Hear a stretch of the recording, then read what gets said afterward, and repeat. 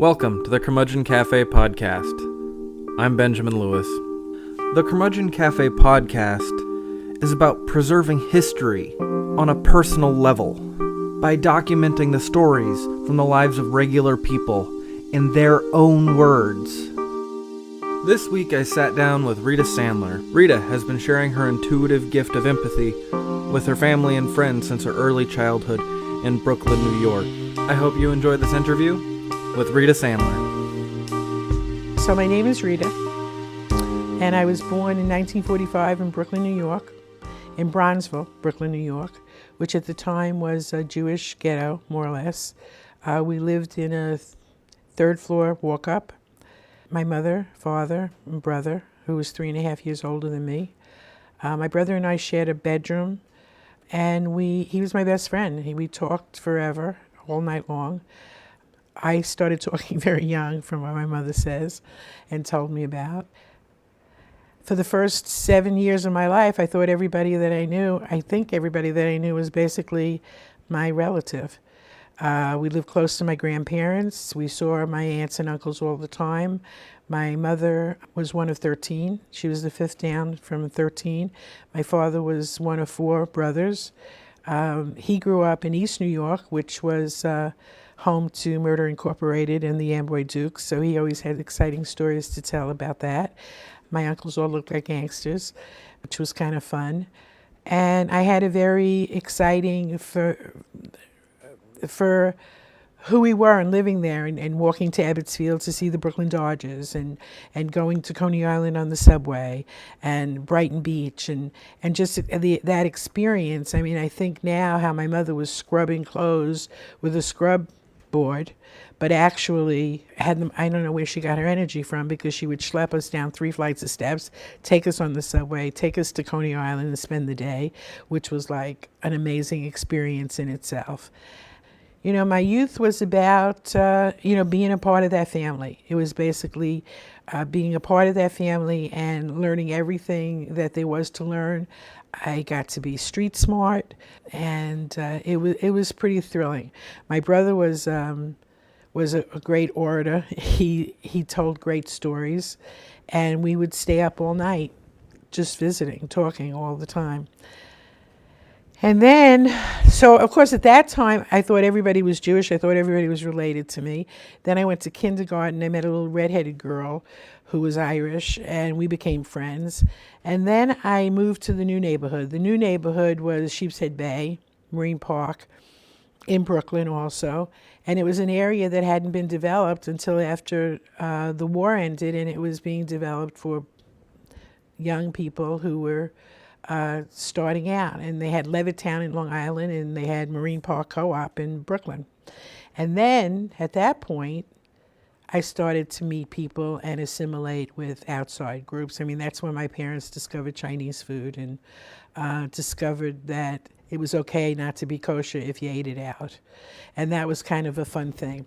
So stories are, we could flip-flop from Bronzeville, although there's lots of good stories there, but more like my parents' stories, to, and we lived, let me tell you about the apartment we lived in Bronzeville. That was super duper, because it was a walkthrough. I can remember we didn't have a phone, so there was a phone in the hall. I seem to think I remember this. I'm not sure if it's a memory or if it was a tell me, but we had a refrigerator that I think we actually had ice delivered for, and everything was delivered. There were even horses still bringing Dugan's bread, and the Seltzer man came. Everything was brought to you. But we did live near Pitkin Avenue, which was a big, shopping area.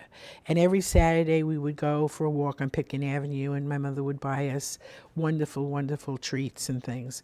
But the apartment itself was a kitchen, and then in the kitchen there was this deep, deep sink and a sink next to it where my mother actually scrubbed clothing.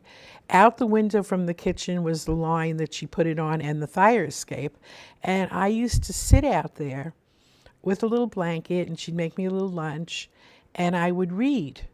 And I looked down into a courtyard that had one tree in it. And so, of course, when I read A Tree Grows in Brooklyn, I thought that I was that girl. and and that was, that was life. It was like, my parents slept in the living room. They had a complete bedroom set there. My brother and I shared the bedroom. My aunts and uncles, who were still teenagers, would come and visit all the time and spend the night. And then, it was like an amazing thing. We all were squeezed into this apartment, but we did it. My mother would actually have like company over and dinners there. So that was kind of fun. And then again, we moved to the new neighborhood, and we were closer to the beaches. And my parents were beach people. My mother was. My father wasn't such a beach person, but my mother was. And he was working in a butcher shop in Brighton Beach. So that was great because I could go with my friends. As I became a teenager, we would take a cab to Brighton Beach, and we'd get off and see my dad, and then we'd go to the Brighton Beach Baths, which was a place that you can go for the day, and it had a big swimming pool, but it also had outlet to the beach. So that was really a fun thing to do. As a teenager, I became the rebel in the family, and steering away from the traditional Judaism and the whole tradition. My brother was more like a clone. He was the good boy. I was like the rebel teenage daughter. And I started hanging out with kids from Flatbush Avenue and brought them home, and most of them were American blacks and one or two Hispanics, but mostly black. And I brought them to the neighborhood, the Jewish neighborhood, and they were playing Alatunji drums and all kinds of wonderful things. And of course the neighbors went, ooh. But my parents always said, it's my daughter and she can do what she wants in her apartment. And they always were very supportive of all of these new adventures that I was basically taking them on. So that was a fun thing. One time we brought Stanley and all of his friends and the drummers to Burnett Street, which is where the co-op was. And the neighbors actually put up a no trespassing sign after that event and complained to my parents. But as I said, they stuck up for me. And that was, my teens. My teens were very explorative. I never really hung out with any one clique. I always was friends with the Ivy Leaguers. My brother was. He was a football player. I was friends with everybody. It was just, I liked diversity. I liked it a lot. And I always wanted to learn more. And what I've noticed over the years now, after I've done a lot of in-depth work on myself, I realized that I wasn't looking for what was different. I was noticing what was the same. And that was very cool because I realized at that point that we are all one. What's the big difference here? And why be mad at anybody because of it? So that was a wonderful thing. And I had a nice exploratory youth. And then, when I was in college, I started to explore philosophy. And I was interested in, I guess I took on at that point, because I always was bohemian, so to speak, beatnik, it was before the hippie generation. But I was more like very politically and economically conservative, into the Ayn Rand objectivism, but socially I was very liberal. And so I like that about myself. I like that I could explore everything and not be judgmental about any of it. So that was, who I was in my 20s, my early 20s. And then I moved to Manhattan. And moving to Manhattan was the biggest thrill of all. It was something I wanted to do all my life. The kind of Brooklyn I grew up in was basically you lived in a neighborhood, but you went to Manhattan. And so you really didn't know the whole of Brooklyn. You really knew your neighborhood and Manhattan. And my Aunt Shirley, my mother's youngest sister, took me on the subway when I was a very little girl because I was on my knees looking out the window, and she showed me Manhattan. And thank you, Aunt Choo-Choo, because that was my introduction to the city. And of course, that became my love. And I fell in love with Manhattan and wanted to live there my whole life. And at 23, now this is a good story. So when I was 23 years old, finished with school, had been to Europe, had lived a life, but was still living at home, I decided to get my own apartment in Manhattan, my dream. I was like 23, it was like 1968 or something. And all of my uncles came over to discuss it because you just didn't do that. You didn't move out of your home, family home, until you got married. Well, what if you weren't going to get married? I didn't, And lucky for me, the pill was developed in my age group that was perfect timing for me. So I was a little bit more explorative than, the rest of my family. And I moved to Manhattan, and that was a wonderful, wonderful time in my life. And in my 20s, I had lots of experiences. I worked in an office. I became an admin person, which kind of gave me a career, and that was something I fell into. My education never really went into career-wise, but my ability to type, which is a funny thing because my mother always said to me, learn how to type. She gave me advice, 2 pieces of advice her whole life was, if I said to her, Mom, I'm depressed, she would say, go take a bubble bath. And career-wise, whatever you do, I don't care what you do, but learn how to type. So I did both. I'm a big bath taker, and I know how to type very fast. So that gave me a career in a sense. And then that was fun living in Manhattan. I lived walking distance to my job. My job was across the street from Macy's. I shopped at the Cellar. It was like I was living the life. I was Lauren Bacall in Designing Women. I was Mary Tyler Moore, but I was really more like Rhoda. And that was a very fun time. And then we got involved with my uncle, and this restaurant we built in Brooklyn Heights. And then I met a love who took me out of Manhattan and off to Buffalo. We shuffled off to Buffalo, and expecting to live there for a year, I ended up living there for 6 years, which was kind of mind-blowing. And that was an exciting time also, but it was also about, you see, in retrospect, it's interesting to see things because my age group at that time, it was the sex revolution, everything was like women's lib, all of that was going on, and here I was in a very kind of sheltered environment in an academia with someone who was in the school system, in the university system, and I was kind of living a different kind of life, which kind of kept me out of that because I wasn't really into experimental sex or any of that stuff, or drugs even. So that kind of kept me away from that in a way, and it also gave me a career because what I did in Manhattan in a small office, I was working for a big company and was able to develop my skills and become supervisory and middle management. So that was very nice. And then my partner at the time, my significant other, who took me to Buffalo, finished with his schooling, and we went to Houston, Texas. And again, that developed me into another whole person. And all of these things were very intuitive. I didn't have plans, I didn't even plan for the guy. It was like one day he'll come along, I'm on the steps of the Chicken America, and then he came along.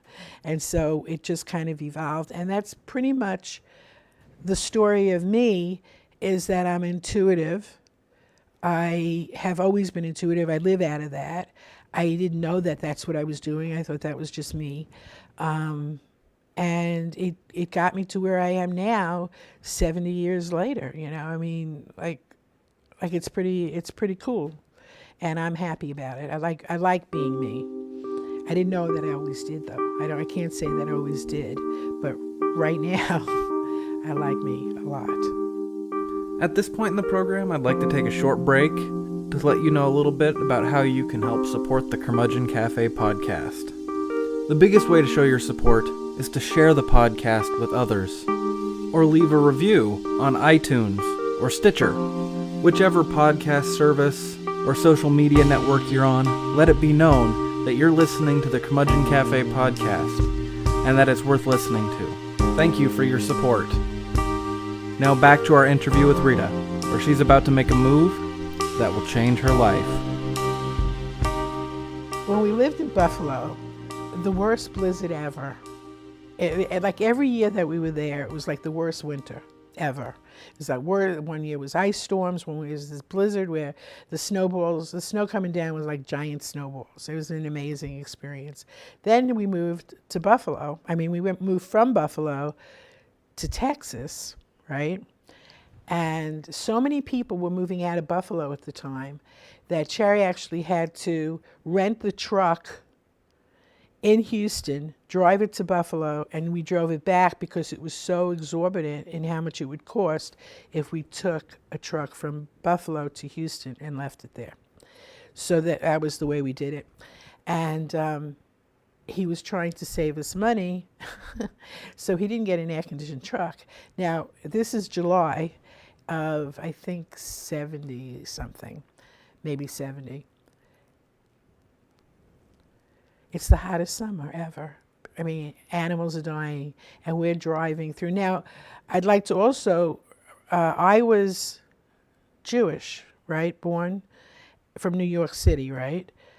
Sherry, Iranian Muslim, born in Tehran.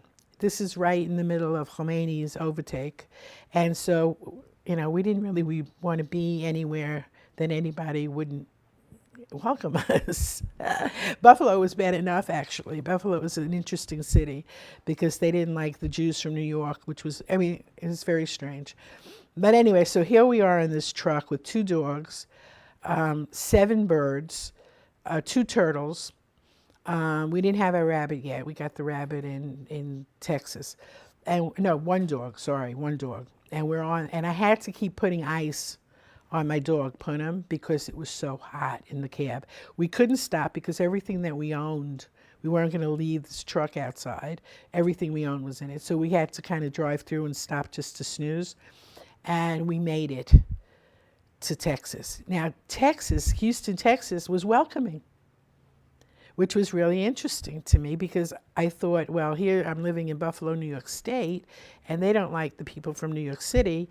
But now I'm in Texas, and they love the people from New York City somehow. And so that was kind of a nice change. And also, Houston, Texas was extremely prosperous. I think it remains to be. And so it was our income went up quite a bit. And so that was that. And again, it also helped me in my career because now I had all of these skills and had been middle management in a large corporate CPA firm. And so then it was very easy for me to find work and triple my salary, like almost immediately. And then, of course, Sherry was working for the first time. So it was like a very exciting time for us monetarily.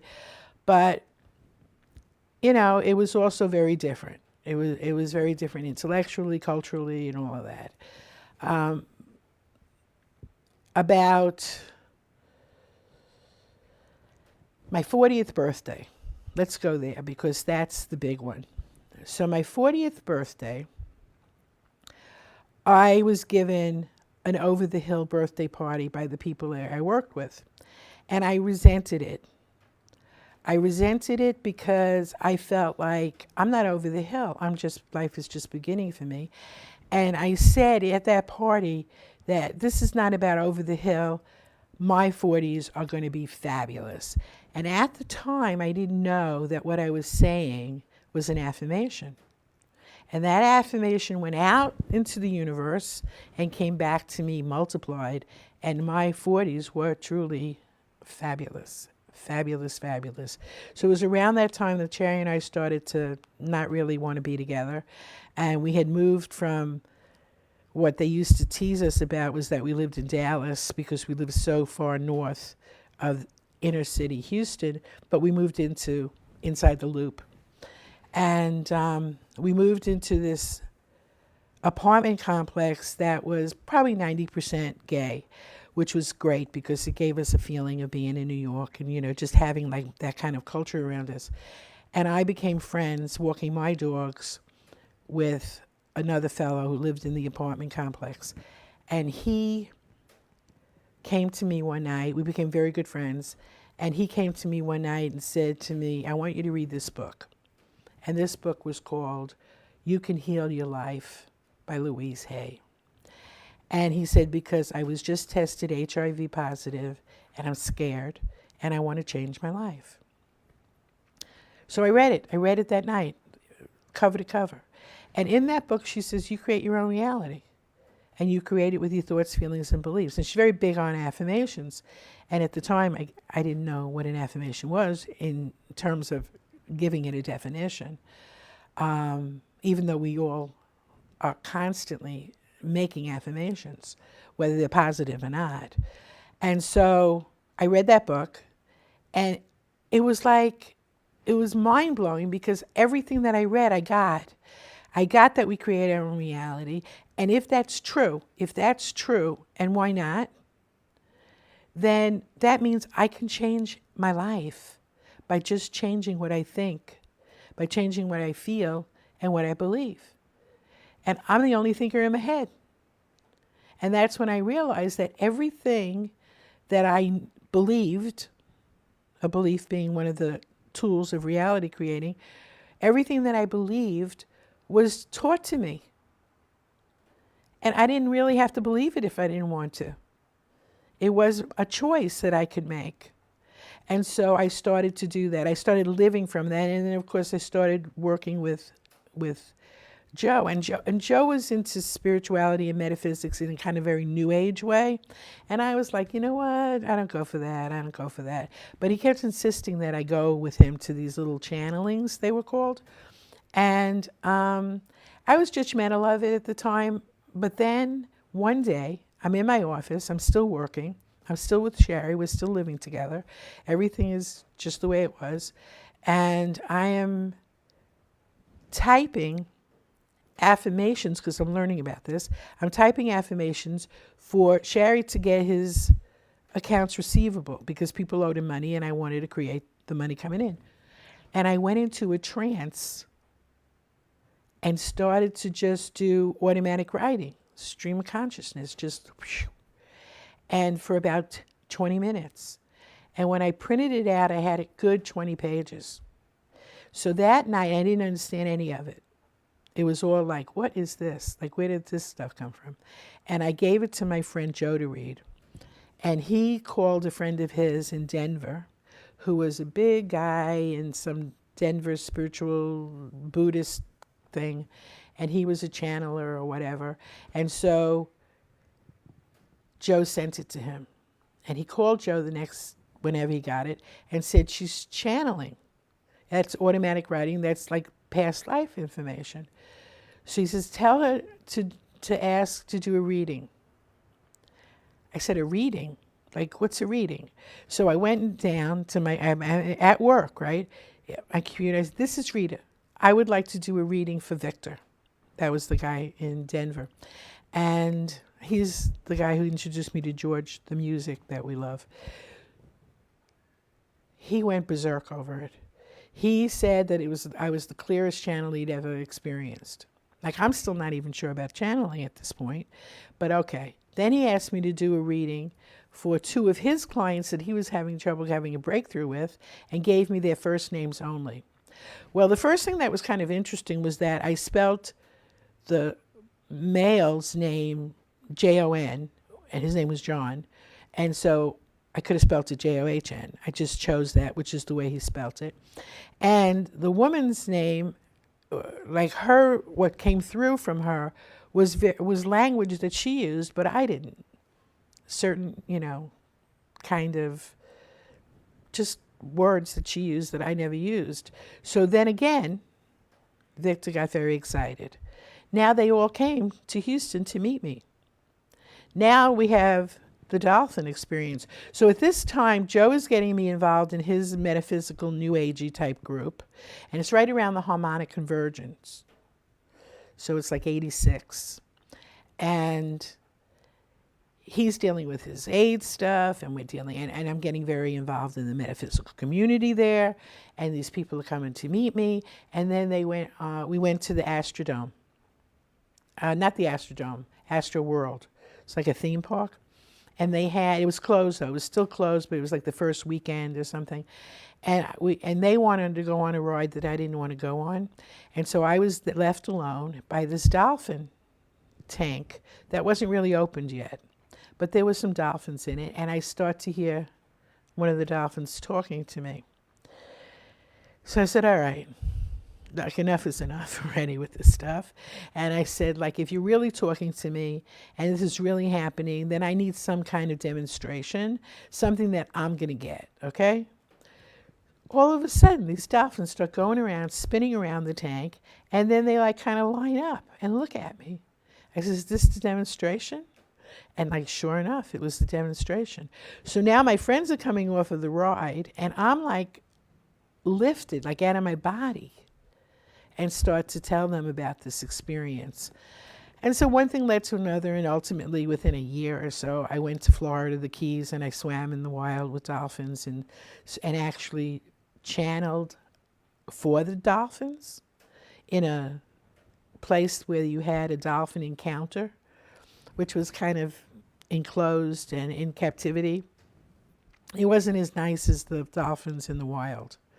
But I had 3 dolphin experiences at that time. One was in this, where they were in captivity.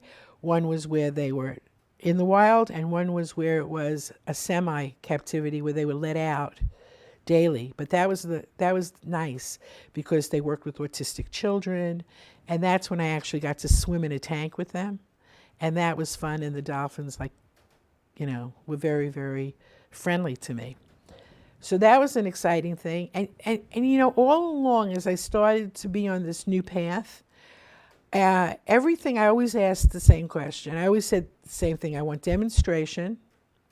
I want to come from unconditional love without motive or attachment for the divine good of all, because at the time I realized that I could manipulate people. Because you do a reading for people, it's real easy to manipulate them, and I didn't want to do that. I wanted it to be the truth for them. So I come from unconditional love without motive. I have no motive here. I have no attachment to the outcome for the divine good of all, so that they're happy, I'm happy. And that gave me a feeling. It gave me an understanding that I could do this. And so I just let it flow. And I always got positive feedback from that. So that was how I started doing readings for people. And my current husband, Sutton Smith, is my first paying client, actually, which is kind of another whole story. But so that now I'm there, and that's what I'm doing. And I left my job. I resigned from a job. I left Sherry at the time. It was over. He wasn't comfortable with this new me. He was thought I was going to become, join a cult or something. And later on, he even said to me, he said, I thought you were going to join a cult. I didn't know you were going to become the cult, which was kind of fun. So I started, one day, here I am with nothing but a diary. And I started to say, okay, universe, what's going to be today? But what I really want to share with people is that the most important part of it all isn't what you learn, but it's how you process yourself and how you look at exactly what this means. I created this reality and it sucks. I don't like it. So what do I think, feel, and believe about it that's creating it? And then I can let go of those thoughts, feelings, and beliefs. But if I don't do that, if I just become a victim, or try to just practice meditating and doing alms or whatever it is that one would want to do, it's not going to really, you have to process. You have to get rid of what you hold as a truth and that's keeping you attached to the beliefs that are causing you distress in your life. And that's what my big mission is now. How many years later is I'm still doing that. So for the many years that I've been, almost 3 decades, that I've been following this path consciously, with conscious awareness, I have come to realize that everything that I started out saying as an affirmation is absolutely how I would describe my life now. And that's pretty good confirmation.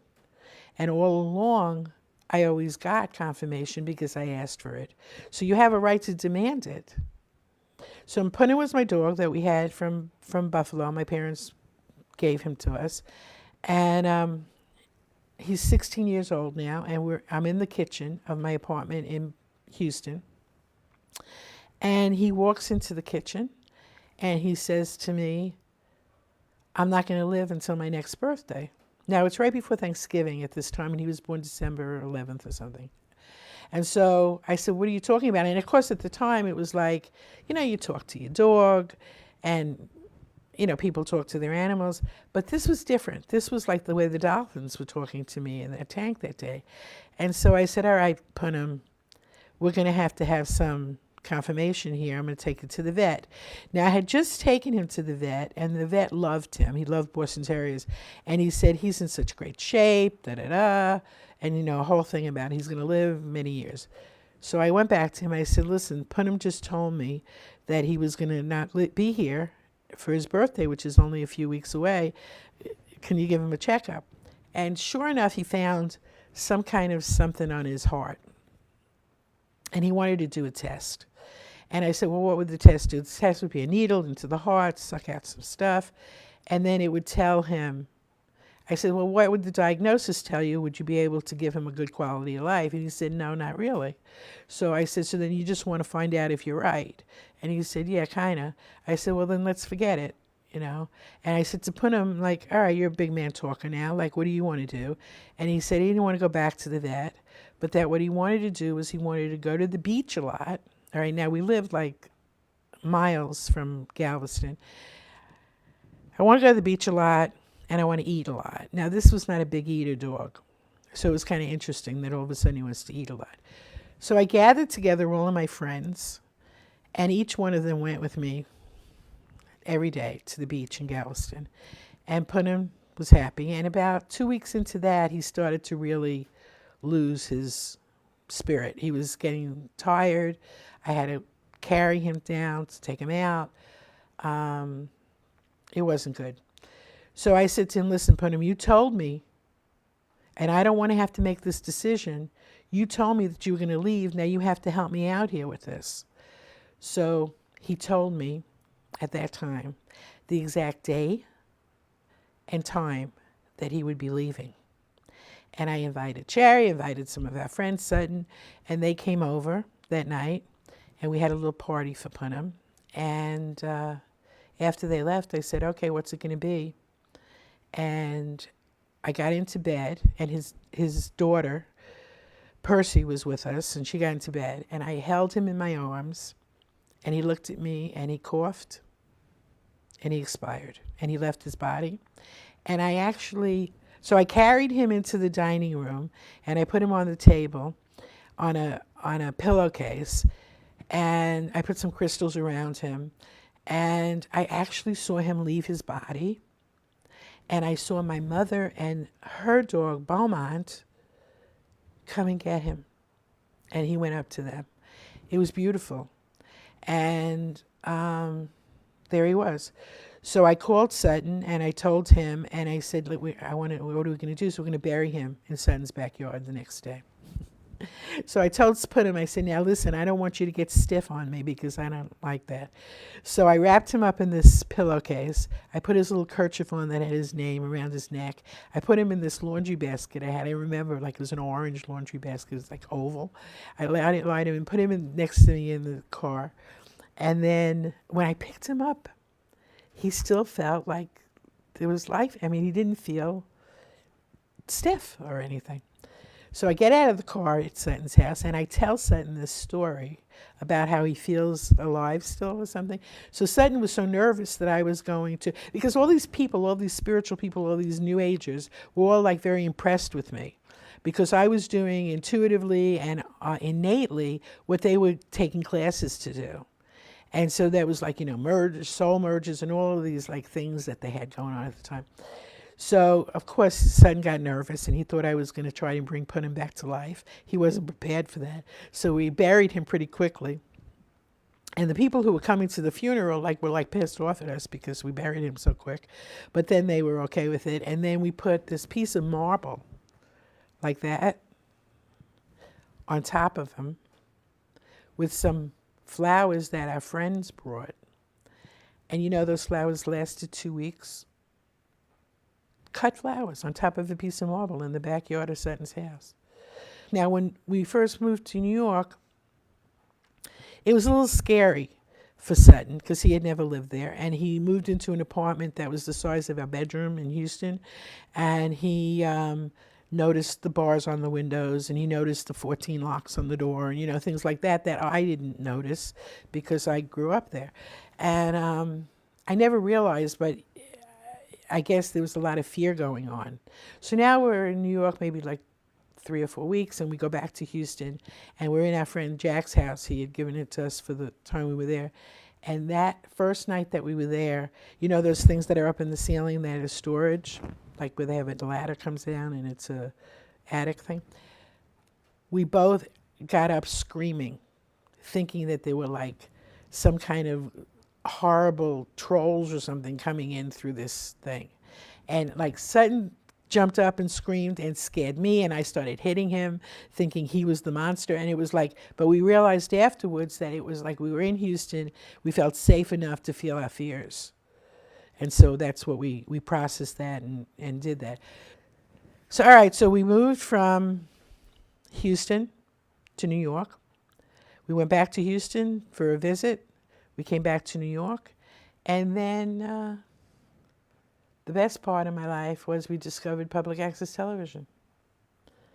And we'll talk about that in a little bit. A moment ago, Rita mentioned a book called You Can Heal Your Life by Louise Hay. If you visit audibletrial.com/curmudgeon and sign up for a 30-day free trial, you'll get one free audiobook, and you can download You Can Heal Your Life, read by the author, Louise Hay. Or you can select one of the 150,000 other titles in Audible's huge library. Again, you can visit audibletrial.com/curmudgeon for your 30-day free trial. And now, back to our interview with Rita Sandler. We went back to Texas occasionally to do a workshop or something, and to see Hart, but Hart already moved to New Brunswick, and so it wasn't really about Houston anymore. There was no reason for us to stay in Houston anymore because she wasn't there. And so we moved to New York City, and we moved, like I said, we moved into my girlfriend's apartment, and Sutton had never seen it. But it was the exact size of our bedroom suite in Texas, which was 3 rooms and a bathroom. And so we were able to decorate it from the stuff that we had in this big house. I mean, we had a huge house in Texas, and we were able to decorate this apartment. And pretty much it stayed that way the whole time that we lived there, 11 years. And then, of course, there's Brooklyn. I went back to Brooklyn. That's a full circle because I was born in Brooklyn. And then I, did this whole thing, and then from Houston, Manhattan, and then back to Brooklyn, and then Oregon. So it was a big deal.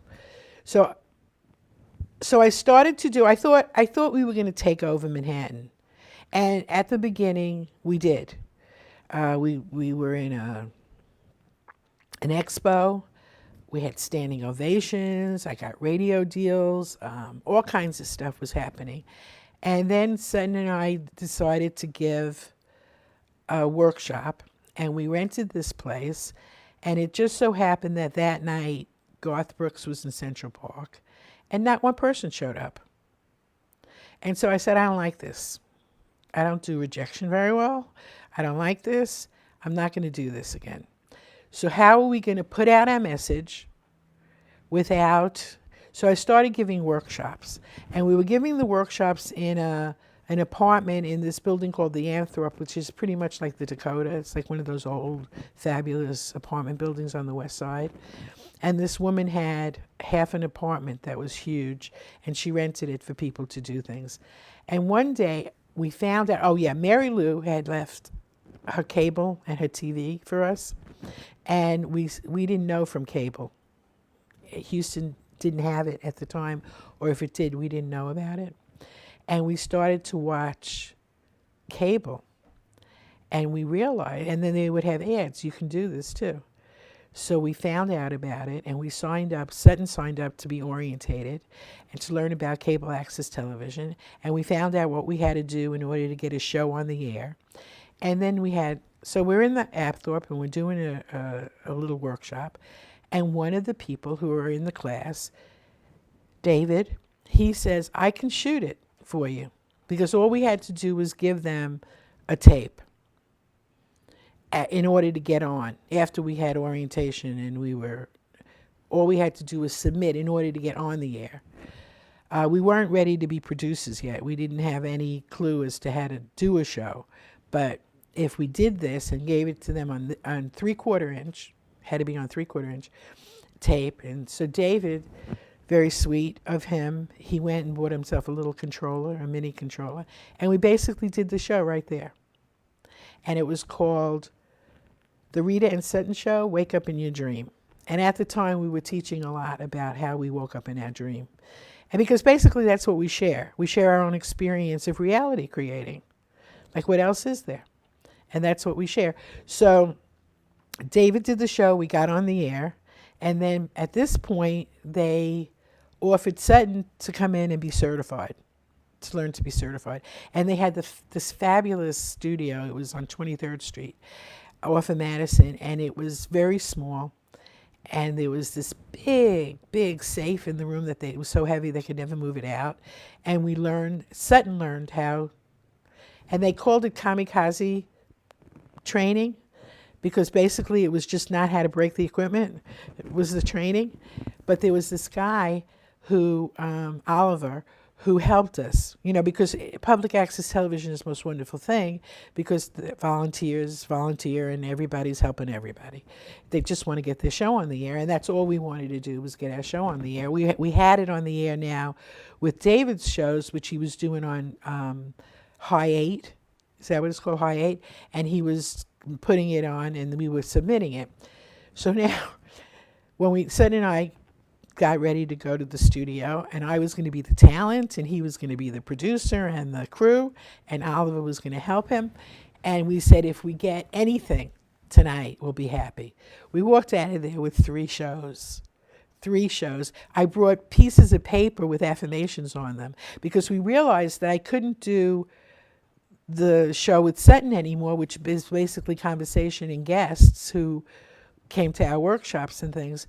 But now we needed to do something different. So I developed Wise Woman Way. And Wise Woman Way was basically what I call a spiritual exercise show, which was basically doing affirmations, doing a meditation, and talking about how we create our own reality.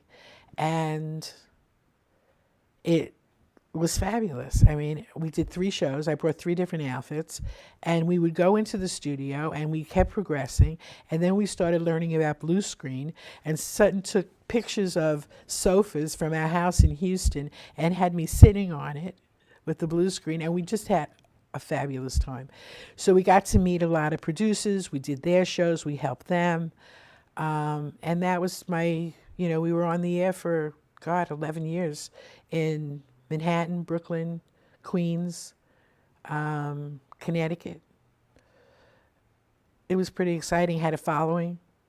It was, and the thing that I loved about it and why I chose it was because I wanted to be able to give freely without wanting something back. And if they like it, they can watch it. If they don't, that's okay too. But people would meet us in the street and say, I watch your show every Tuesday night. It was very fun. We had a really good time. We're having the greatest time. We're going to the studio every week. And then my father got sick. He calls us up and says, I just want you to know I'm all right. Well, why would we think you're not? Like, should we come over? And sure enough, kidney failure, he had to be put on dialysis, and he asked us if we would move in with him in his 2-bedroom apartment. Now, we're living in a 1-bedroom in Manhattan. He wants us to move in with him to a 2-bedroom in Brooklyn, where I grew up, and where I couldn't wait to get out and move to Manhattan. So it's like, why would I do that?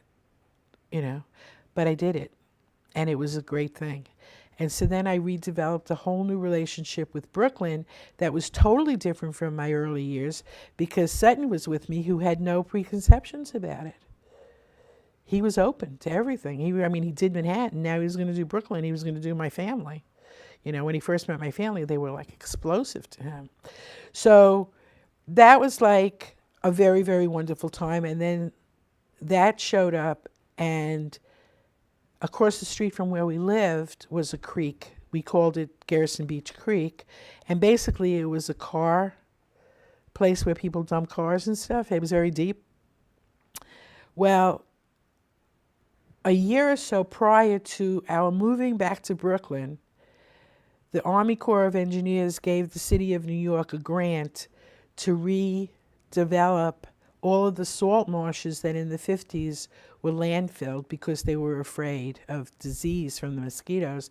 Instead, they destroyed the most important thing, which is a salt marsh, because it's where fresh water and salt water meet, and they're very important to the environment. So now the Army Corps of Engineers gave the city of New York, and they built trails, and they cleaned up, they took out 800 cars.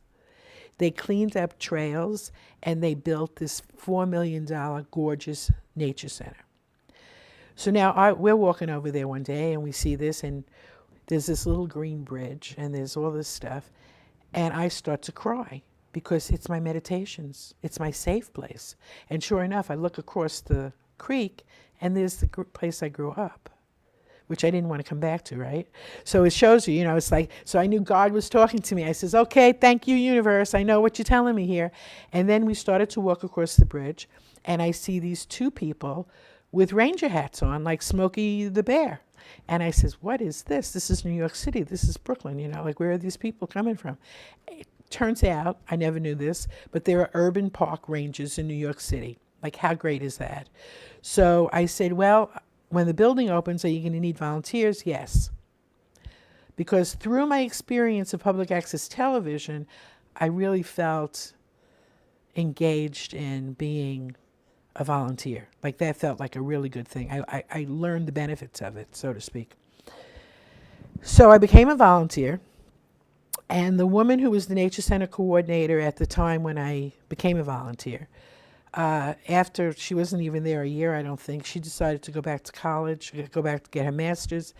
And the sergeant of the Urban Park Rangers situated there asked me if I wanted the job. So I became an urban park ranger. Like, who knew? I was going to do that. And it was very, very fun. And I had a fabulous time being a part of that. And then my dad passed away 6 years later at 88. He had such a good time with us living there. We actually had sublet our apartment in Manhattan for 2 years because you're legally allowed to do that, and thought that we'd be back before the 2 years because my father was going to go. He was 82 when he got sick. But he loved us living there so much, and he was having such a good time that he lived and lived and lived, and I was happy that he had a quality of life, and so we were all very happy, and I had a big healing with him, and we were all having a good time. So then he died. He died running after a cab, which is a good way to go if you're going to have to go at that age. And when we went to see him in the hospital that night, I knew he was flatlined. I mean, I knew he was already out of his body, but he was still talking to me. And I'm going to get teary-eyed now. He actually said to me, the last words my father said to me were, I love and approve of myself, which were the first affirmations that I taught him from Louise Hay. Thank you, Louise. So now, can I go back a little bit and tell you the story about my father? Sure. So I'm in Texas, and I just left Shari, and I just left my job, and I'm going to be this, new psychic person, right? I'm going to be doing readings for my life, and I think I better call him. Now, this is years earlier, and I said to him, now this is a man who's been Orthodox Jewish his whole life. Well, not really Orthodox, but Orthodox to the extent that he went to shul every morning at that time for a Kaddish club or something they called it. And he also Saturdays, and he did the tefillin that they do in the morning. So he was still into it. And I told him this whole thing about how, I learned that I'm an empath and I do automatic writing and da-da-da, thinking he's going to tell me, what in the world are you? He says, you were doing that when you were a little girl. And he starts to tell me about how and my mother used to call me Yenta Talabenta as a nickname, which meant nosy body to her, because I was always in everybody's business somehow, like all the neighbors. I would go to their houses, little, 3 years old, and I would sit on Mrs. Eistein's counter in the kitchen, and she would tell my mother, Rita, she helps me with all my problems. So my father wasn't surprised. So that was very cool. And then after he passed away, after about 1.5 years, I decided, well, done this. We can't go back to Manhattan. Well, we could if we wanted to, but we didn't want to. And we decided we're going to move. Where are we going to move to? Who knew? So I put it out to the universe. Okay, universe, tell me where we're going to move. And I keep getting Portland, Portland, Portland. So Sutton right away says, listen, I had enough snow in New York. I'm not moving to Maine. So I said, all right, but there's another Portland somewhere.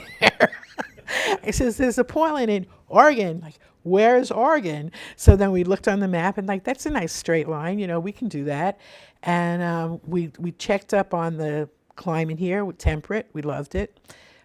We checked up on, they were, gay friendly. They didn't like graffiti. They didn't, they were all the things that we like. But then there was something even better, because all of our friends, because remember, Sutton and I always talk about this.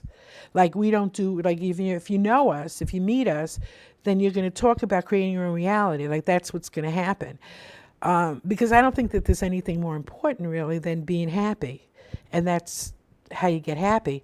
So anyway, all of our friends and all the people that know us kept telling us, you have got to go see this movie called What the Bleep Is This, or What the Bleep Do We Know? What the Bleep Do We Know? Now, it's after 9/11. We hadn't been down to Ground Zero. We're getting ready to move. We already have a closing date on the co-op, but we're still not, we can still change our minds. What, are we doing this right?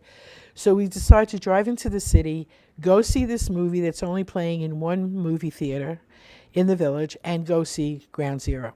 So we park in front of an apartment building, and right away, the name of the apartment building is the Portland. Thank you, universe. That's a nice little clue. Then we go to Ground Zero, then we go to the movie. And right away, I'm sitting at the edge of my seat, because what they're talking about in theory, the movie is all these physicists. It's like a documentary, but then there's a story going on in the background. And they're talking quantum physics, theory of everything that I know. The holograph universe. I know all of this. And I'm sitting on the edge of my seat. But the best part is the character in the movie gets on a train, a light rail that says Hillsborough, Beaverton, whatever, in the order of it. And I said, Sutton, those are all the apartment places I've been looking at online. This is filmed in Portland.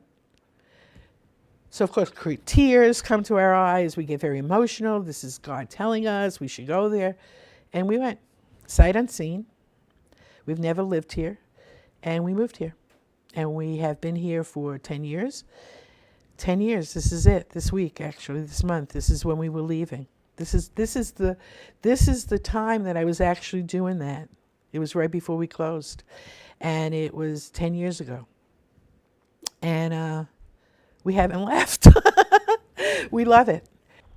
I decided, right? Now, Sutton and I had been working extremely hard. I had hundreds and hundreds of volunteers at the Nature Center. I must have seen about 500 people a day, right? We lived through 9/11. We lived through, all of these things. It's now 2005. And I'm moving away from the home that was my home for 54 years. And it's not going to be my home anymore. New York's not going to be my home anymore. And so we decided that we were going to drive on a car train to Florida, because we had lots of time. It was going to take 2 weeks for the Mayflower, the movers, to get here. And so we decided we were going to do this train trip, stay with my nephew in Florida, visit him. Then we were going to fly to Portland, meet the movers, set up our bedroom, fly back to Florida, pick up our car, drive to Texas to see our daughter, then drive up the coast of California, which I've never done and thought would be cool. What was I thinking? So now we're on the train, and it was very fun. They had a dining hall, and we had a little room and stuff. And we did the train. Oh, no, sorry. We left Brooklyn after midnight, after we finally got everything taken care of. And our friend Christy was there, one of the rangers. And we had Chinese takeout, and then we all said goodbye, and then we left. And we're driving over the Verrazano Narrows Bridge, which is my favorite bridge. And we're driving over this bridge, and we're supposed to go to Virginia to get this train that goes to Florida. And you put your car on it. And we get over the bridge, and we're in Staten Island, we're in New Jersey. And I said to Sutton, I'm so tired. We have to rest. Let's just pull into a hotel and go to sleep. We pull into we slept all night, all day. We had to change our reservation a day up from the train. And now we get the next day, and we drive to the train. We didn't realize, when you're active, you don't realize how tired you are until you stop. It's like dancing all night. So it was kind of like that. Like we had been so active, taking care of my dad, doing the nature, all of this. So we slept a lot. We did the train. The car comes off the train. We're about an hour from my nephew. And again, we're on the Florida freeway. And I said, pull over. I'm too tired. We got to go to sleep. So he says, no. We finally make it to wherever Brian was, Fort Lauderdale at the time. And we're in a little kind of apartment efficiency on the beach. And I'm having a good time because I love the beach. And it's about 2 or 3 days before we're getting ready to fly to Portland. And I said to Sutton, now Sutton is from Texas. So even though he lived in New York so long, he drives fast, but he's still kind of slow moving. So I said to him, what would you do if we shipped the car to Portland and we didn't do the trip? He jumped up so fast. I never saw the guy move so fast. He ran to the phone. He says, if it's under $2,000, we're doing it. He calls up a place to send the car. We got a great deal. We shipped the car. We flew to Portland. We never used the return ticket back to Florida. And we've never left Portland. I mean, we went to New York a couple of times, but really, seriously, we love it here. Oh, and then what happened here was they had public access TV.